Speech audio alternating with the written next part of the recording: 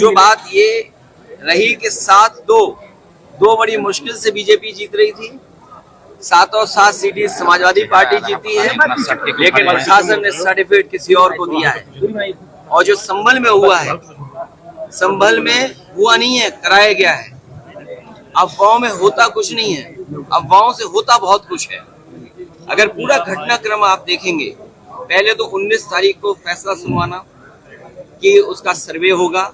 जब पहला सर्वे हुआ, किसी भी मुस्लिम पक्ष के लोगों को या संभल के लोगों को किसी को आपत्ति नहीं थी, पूरा सर्वे हुआ। लेकिन पता नहीं क्यों फिर दोबारा सर्वे करने का फैसला लिया गया और दोबारा सर्वे हुआ। अगर दोबारा सर्वे की बात हुई तो कम से कम वहां पे जो जिम्मेदार लोगों थे उनसे बातचीत करनी चाहिए थी प्रशासन को, लेकिन बातचीत नहीं की।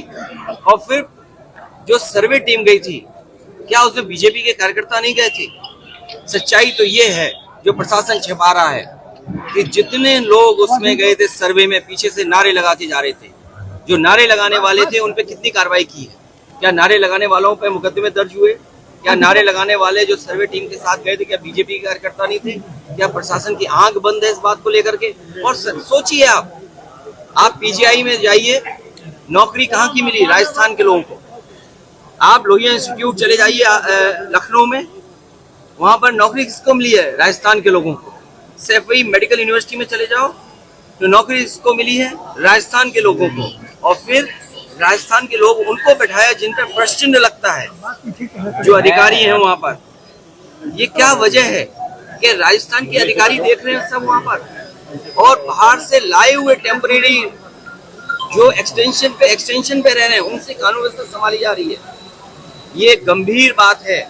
मुझे उम्मीद है कि इन सब घटनाओं को सुप्रीम कोर्ट सो मोटो लेकर के देखेगा कि आखिरकार इस तरह की साजिश क्यों रची गई, क्योंकि भारतीय जनता पार्टी को अपनी जो बेईमानी की थी उन्होंने उस बेईमानी को छिपाना था।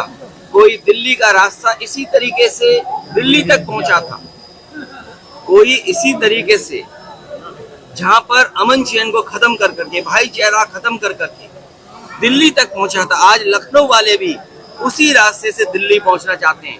ये दिल्ली और लखनऊ की लड़ाई है जिसमें जनता पिस रही है।